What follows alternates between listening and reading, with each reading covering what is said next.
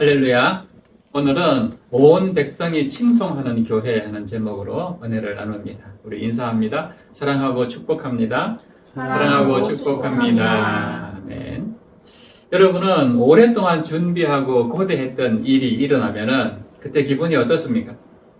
예를 들면 7전 8기 끝에 시험에 합격하거나 또 오랫동안 준비했던 직장에 취업을 하거나 또 사랑하던 사람과 오랜 연애 끝에 결혼을 하거나 또 그렇게 노력해도 안 되던 첫 아이가 드디어 임신해서 출산을 하거나 이런 일들이 생기면 그때 기분이 어떨까요?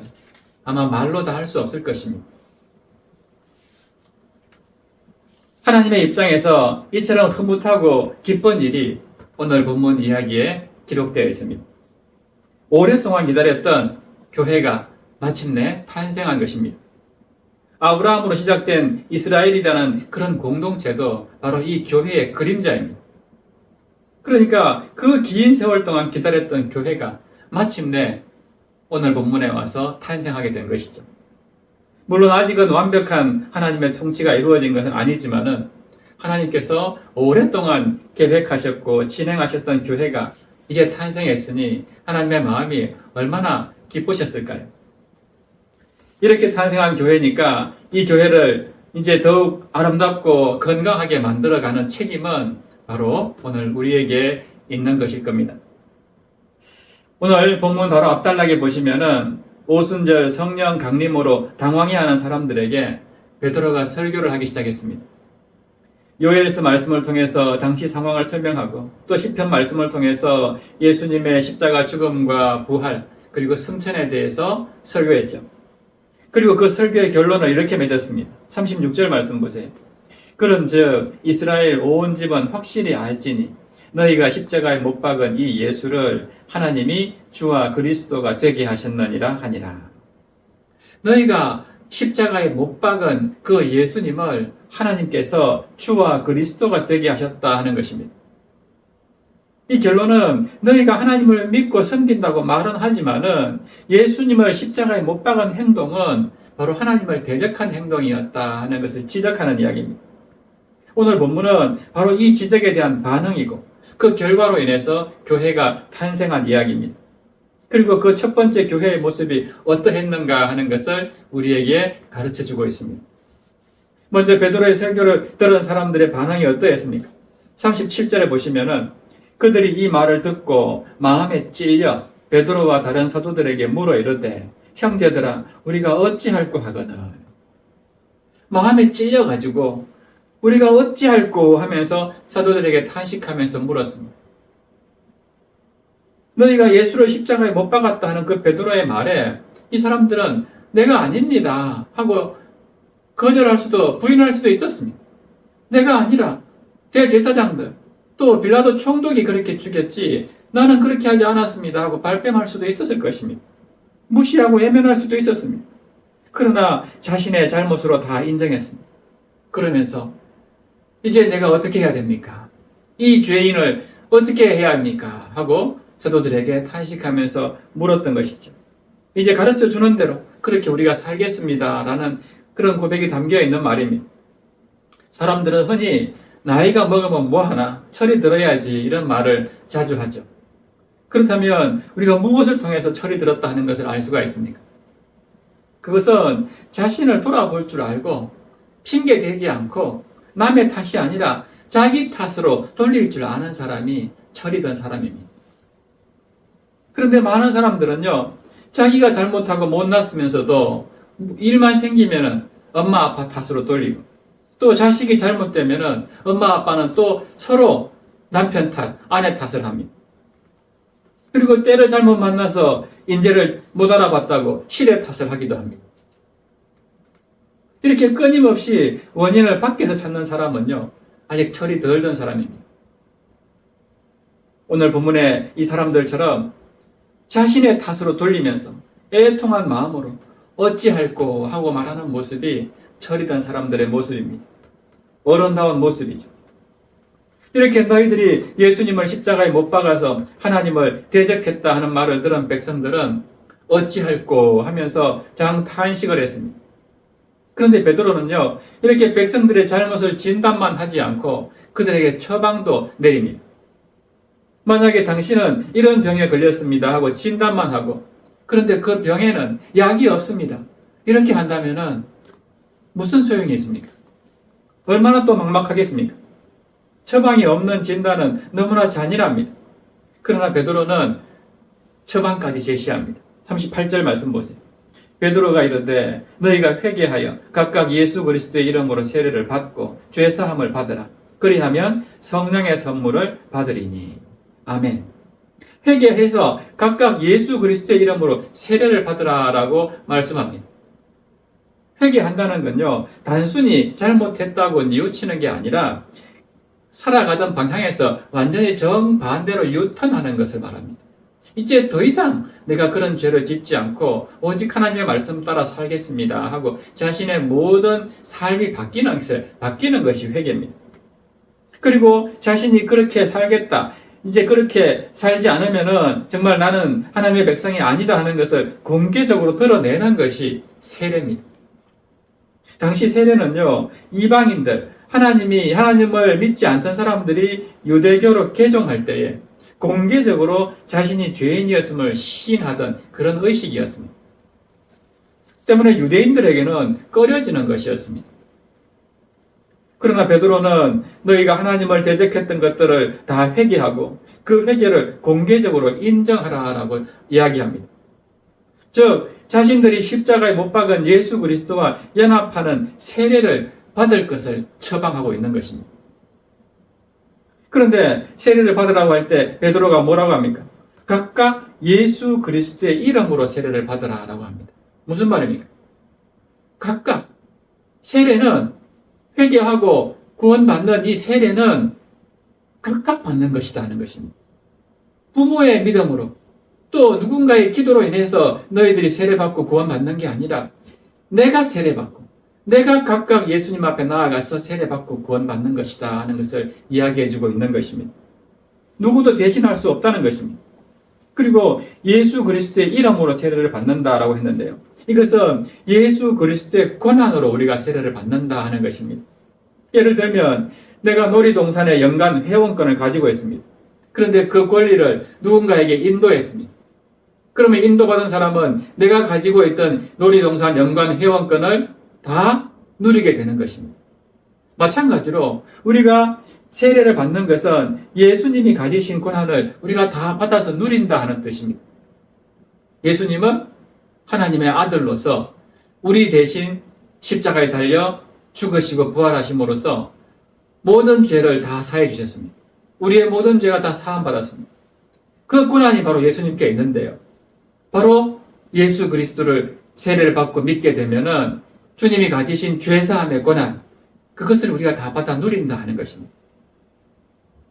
그래서 예수님과 함께 연합되어서 죄에 대해서는 죽고 의에 대해서는 살게 된다. 즉 우리를 의롭다라고 하나님께서 인정해 주시는 것입니다. 이렇게 베드로의 처방을 따라서 회개하고 세례를 받으니까 사람들은 다 이제 의로운 자가 되었습니다. 뿐만 아니고 성령까지 선물로 주신다라고 말씀합니다. 오늘 본문은 세례를 받고 죄사함을 받으라라고 했는데요, 이거는 어떻게 보면 세례가 죄사함을 받는 전제 조건인 것처럼 이렇게 번역을 해놨는데, 사실은 그게 아니라 죄사함을 받기 위해서 세례를 받으라라고 번역하는 것이 옳은 번역입니다. 죄사함을 받기 위해서 너희들이 공개적으로 너희 잘못을 모든 사람 앞에 인정하라 하는 것이 세례입니다. 이렇게 회개하고 세례를 받게 되면은 죄사함이 이루어져서 이제 거룩한 영이신 성령께서 우리 가운데 머물게 되는 것입니다. 그렇게 성령 하나님이 내 안에 머무시는 것이니까 바로 이제는 내 몸이 바로 주의 성전이 되는 것이죠. 그리고 그 성전된 성도들의 공동체가 바로 교회입니다.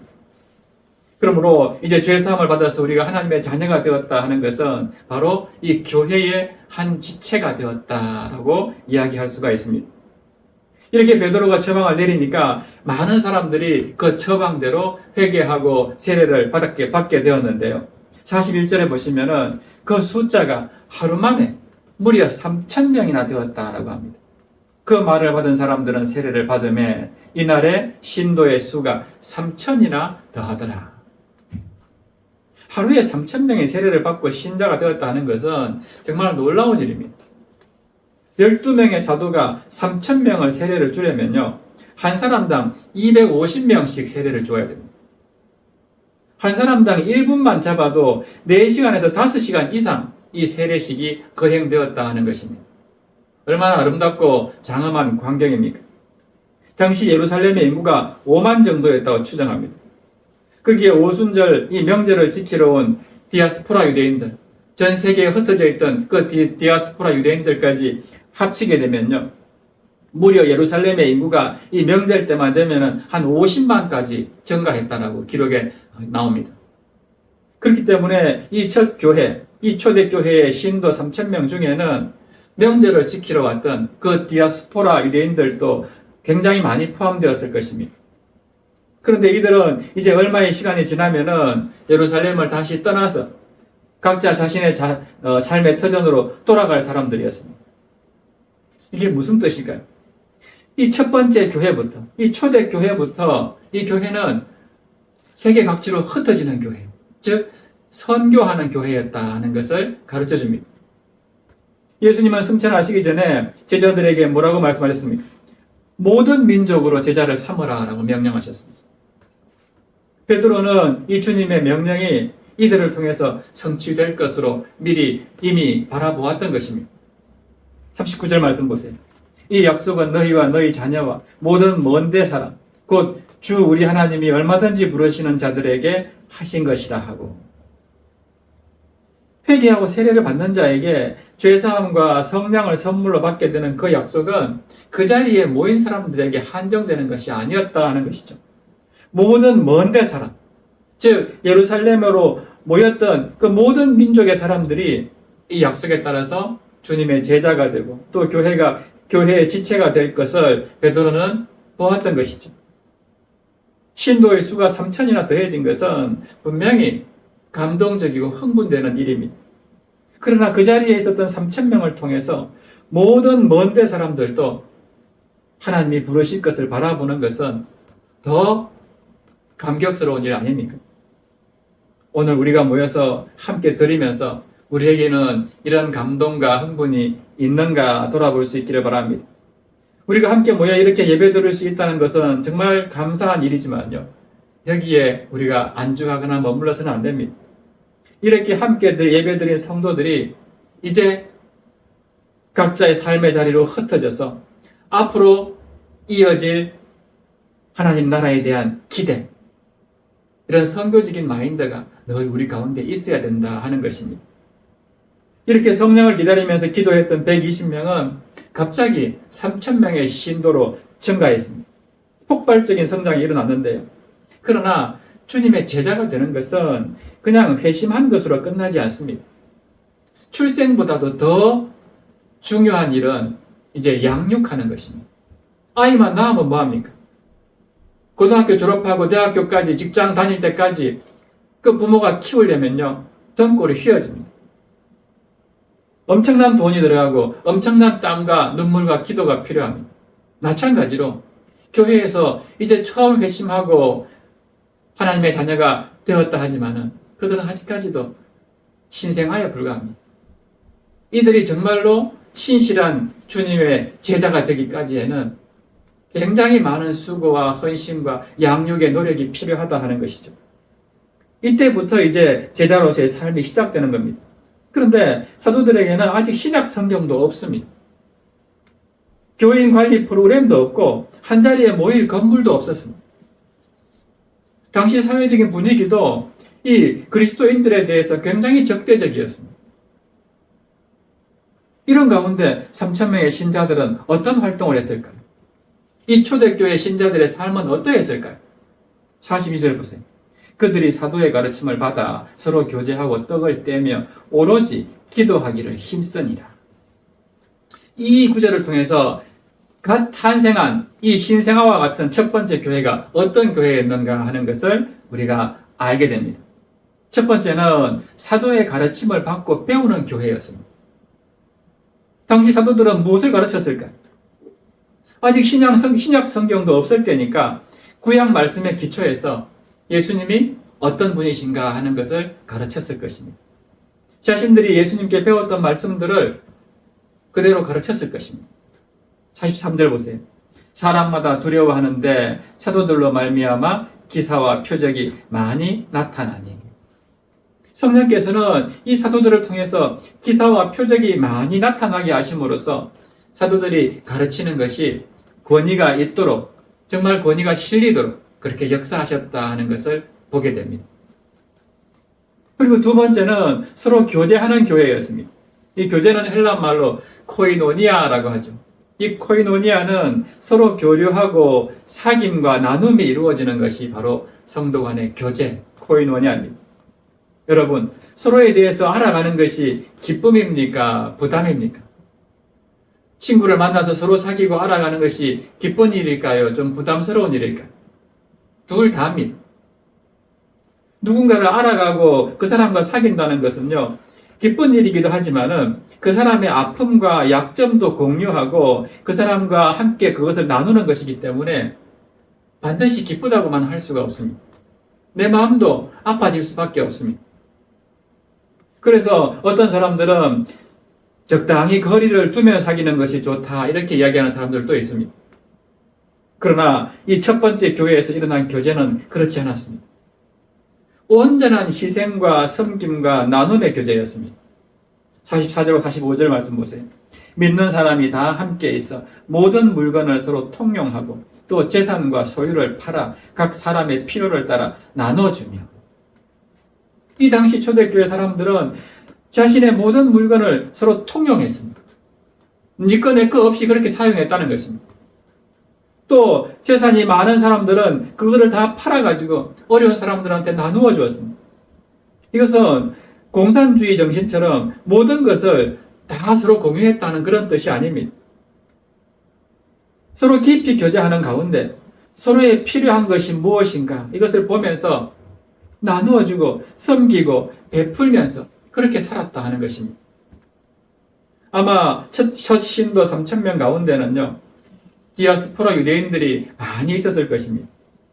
때문에 이들 중에는 정한 시간보다 그 명절에 예루살렘에 와야 된다는 그 시간보다도 더 머물게 되면서 필요한 물품들이 많이 있었을 것입니다. 또 이 디아스포라 유대인들 가운데는 노년을 예루살렘에서 살려고 온 사람들도 있었을 것입니다. 때문에 그들에게는 필요한 것들이 여러 가지가 있었을 것입니다. 이런 상황에서 이 교회는 그들의 필요를 외면하지 않고 서로 물건을 통용하고 자신의 재산과 소유를 팔아서 그 모든 것들을 충당했다 하는 것입니다. 세 번째로 이 교회는 떡을 떼고 기도하기에 힘쓰는 그런 예배하는 교회였습니다. 떡을 먹었다 하지 않고 떼었다라고 이렇게 표현하는데요. 이것은 떡을 찢었다 하는 뜻입니다. 바로 오늘 우리가 거행했던 성찬식의 의미입니다. 46절과 47절 말씀 보세요. 날마다 마음을 같이하여 성전에 모이기를 힘쓰고 집에서 떡을 떼며 기쁨과 순전한 마음으로 음식을 먹고 하나님을 찬미하며 라고 합니다. 물론 당시에는 떡을 이렇게 떼서 먹는 성찬도 있었고 순전한 마음으로 함께 모여서 음식을 먹는 애찬도 있었습니다. 당시에는 교회 건물이 없었기 때문에 성전에 모이기도 했지만은 개인의 집에 모여서 이런 성찬과 애찬을 나누기도 했습니다. 이들은 그렇게 하나님을 찬미하면서 예배했다 하는 것입니다. 성찬은 예수님께서 자신이 다시 올 때까지 나를 기념하여 행하라 라고 말씀하신 그 의식이 성찬식이죠. 오늘 우리가 성찬식을 가졌지만은 이 첫 번째 교회는 모여 예배 드릴 때마다 주님께서 자신을 위해서 찢기신 그 몸과 그 흘리신 피를 기억하면서 복음을 전하기로 그렇게 다짐하였다 하는 것입니다. 이렇게 주님의 희생과 사랑을 기억하며 복음을 전하기로 결단했을 때 이제 그들의 입술에서는 하나님을 찬미함이 넘치게 되었다 하는 것입니다. 이것은 단순한 경배와 찬양 시간을 말하는 게 아닙니다. 함께 나누고 베풀고 섬기는 삶을 살았더니 그 성도들 자리에 하나님께서 함께 하셔서 그들 마음에 감사함이 흘러 넘쳤다 하는 것입니다. 예수 공동체를 통해서 헐벗고 굶주리고 약한 자들에게 베푸는 일들을 경험하면서 그들 사이에 하나님의 사랑, 그 하나님의 권능에 대한 감사가 넘쳐났다는 것을 보여주고 있습니다. 네 번째로 이 초대교회는 전도하는 교회였습니다. 47절 후반절 말씀 보세요. 주께서 구원받는 사람을 날마다 더하게 하시니라. 3,000명의 신자들이 배우고 교제하고 예배하는 모습들이 당시 사람들한테는 굉장히 신선하고 충격적이었을 것입니다. 그렇게 그리스도인들에 대해서 적대시하는 그 문화 속에서 하루 만에 3,000명이 넘는 성도가 생겨나서 그들이 서로 자신의 재산과 소유를 팔아서 나눠주고 서로 통용하고 이렇게 모여서 기도하고 예배하는 모습을 보게 되면 많은 믿지 않은 사람들 눈에는 얼마나 그 모습들이 신기하기도 하고 충격이었겠습니까?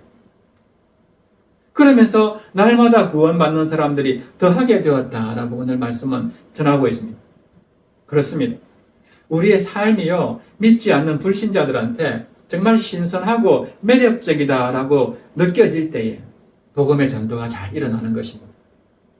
머리로는 하나님을 잘 알고 있는데, 예수님이 어떤 분이시라는 걸 잘 알고 있는데, 나의 삶 가운데에는 그런 모습과 그런 삶이 이루어지지 않게 되면요, 사람들은 교회에 대해서 이렇게 신선하게 보지 않습니다. 감동적으로 보지 않습니다. 그저 하나의 건물에 불과하고 그저 다른 종교와 똑같은 기독교를 평가합니다. 그러나 우리의 삶이 주님이 말씀하신 그대로 살아내게 되면, 그 희생적인 사랑과 섬김이 우리의 삶 가운데 일어나게 되면 세상 사람들이 우리를 바로 볼 때에 너무나도 충격적이고 신선한 모습으로 볼 수밖에 없다 하는 것입니다. 그럴 때 우리의 이런 모습을 보고 사람들이 교회에 오고 싶어하고 또 우리가 믿는 하나님을 그들도 믿고 싶어지는 것입니다. 이것이 초대교회의 전도 마인드였고, 그들의 모습을 통해서 교회는 날마다 구원받는 사람들이 더하게 되었던 것입니다. 이처럼 첫 번째 교회 공동체는 사도들의 가르침을 통해서 분명한 복음의 헌신과 사랑의 교제가 있었습니다. 또 뜨거운 기도 생활 속에서 하나님의 응답이 나타나는 그런 특징을 가지고 있었던 교회였습니다. 그 결과로 사람들로부터 어떤 반응을 보게 되었습니까? 43절 전반부를 보시면은 사람마다 두려워하였다라고 전하고 있습니다. 여기서 두려워하였다는 것은요, 그들 뒤에 계시는 그 비범한 하나님의 임재를 느꼈을 때 나타나는 증상입니다. 도대체 어떻게 이런 일이 일어날 수가 있을까? 모두가 그리스도인들을 적대시하고 그렇게 조롱하고 손가락질하는 그런 상황 속에서 어떻게 저 사람들은 전혀 두려워하지 않고 저렇게 감사하면서 사랑하면서 저런 공동체를 만들어갈 수 있을까 하면서 그들 뒤에 역사하시는 하나님의 임재를 보면서 두려워할 수밖에 없었다 하는 것입니다. 정말 대단한 공동체구나 하는 것을 사람들이 깨닫게 되었다는 것이죠. 또 47절 중반부에 보면은 오늘 설교 제목에서 나온 말인데요. 또 온 백성에게 칭송을 받았다라고 말씀합니다. 세상은 교회가 북치고 소리치고 방언하는 모습을 보면서 감동받지 않습니다. 세상은 교회가 강남 한복판에 그 비싼 땅에 백화점보다 더 크고 화려한 건물을 지었다 해서 결코 거기에 의해서 충격받을 수는 있겠지만 감동받지 않습니다. 세상은 수만 명의 교인들이 모여서 잠실 종합운동장을 빌려서 거기서 집회를 한다 하더라도 결코 감동받지는 않습니다. 우리끼리 대단하다고 여기는 것하고 세상이 두려워하고 감동받는 것은요, 완전히 다릅니다. 그러므로 오늘 우리는 이 초대교회처럼 온 백성에게 칭송을 받는 교회가 되어야 됩니다. 다른 말로 세상에 감동을 주는 교회가 되어야 합니다. 오늘 첫 번째 교회의 모습을 보면서 우리는 자연스럽게 오늘 내가 속한 공동체, 우리 사랑교회의 모습을 살피게 됩니다. 우리에게도 말씀을 배우고 서로 교제하고 예배드리고 또 전도하는 모습이 있을 것입니다. 사랑하는 여러분, 우리에게 부족한 부분, 더 힘써야 할 부분이 내 눈에 보인다면 남 탓하지 마시기 바랍니다. 바로 내 탓이구나. 내가 못나서 지금 우리 공동체가 이렇구나. 오늘 베드로의 설교를 듣고 백성들이 보였던 반응처럼 이제 우리가 어찌할꼬? 내 죄 때문에 예수님이 죽으셨는데 나는 이제 도대체 어떻게 살아갈꼬? 어떻게 살면은 그 죄를 다 사함받고 정말로 하나님의 뜻대로 살아갈 수 있을까? 그 모든 것을 내 탓으로 돌릴 수 있기를 바랍니다. 그 부분에 그래서 더욱 헌신해 주시기를 바랍니다. 하나님께서 그토록 고대하셨던 교회가 탄생했고 주님께서 다시 오시는 그날까지 하나님은 이 땅에 세우신 교회를 통해서 우리와 함께 하시고 일하실 것입니다. 그러므로 우리 사랑교회가 정말 하나님이 함께 하시고 하나님이 역사하시는 하나님이 일하시는 그런 도구로 쓰여질 수 있기를 소망합니다. 이를 위해서는 오늘 초대교회 성도들이 그 악한 문화 속에서도 날마다 마음을 같이해서 성전에 모이기를 힘썼던 것처럼 우리도 그렇게 한 마음 한 뜻으로 예배하는 공동체가 되어야 합니다. 기쁨과 순전한 마음으로 함께 음식을 먹고 또 돌봄과 섬김이 필요한 이웃을 그렇게 내 몸처럼 섬기고 나누었던 것처럼 오늘 우리 역시 세상 가운데 그 주님의 사랑을 나누고 실천하는 그런 교회가 되어야 합니다.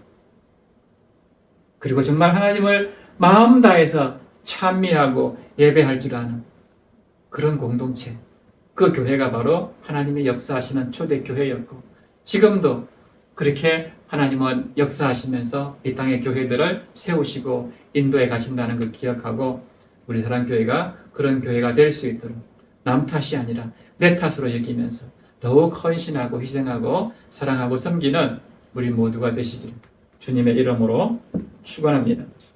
그래서 이 시간 우리 정말 우리 교회가 그런 교회가 되게 해달라고, 내가 그 교회의 지체로서 그런 삶 살게 해달라고 교회 함께 찬양하고 기도했으면 좋겠습니다.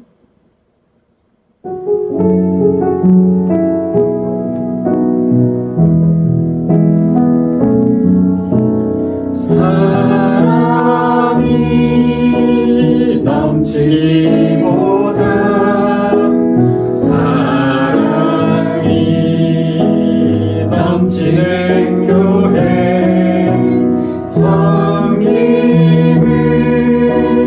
원하기보다 섬김의 기쁨 알아가는 교회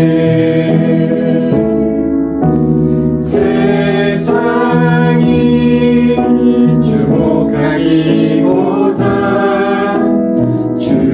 주님이 주목하는 교회 화려한 겉모습보다 중심이 주를 향한 교회 주님이 비로소신 아름다운 교회 서로 사랑함으로 하나 되는 교회 주님이 머리 되신 거룩한 교회 우리 함께 만들어 가요. 내 작은 생각보다도 하나 되는 소중함 아는 교회 세상에 알려지기보다 서로가 서로 깊이 아는 교회 주님이 비로소신 아름다운 교회 서로 사랑함으로 하나 되는 교회 주님이 머리 되신 거룩한 교회 우리 함께 만들어가요. 우리 함께 만들어가요. 우리 함께 만들어 가요. 아멘. 정말 우리가 함께 그런 교회를 만들어 가기를 원합니다. 하나님, 오늘도 주의 말씀 가운데 정말 우리 마음에 찔림이 있기를 원합니다.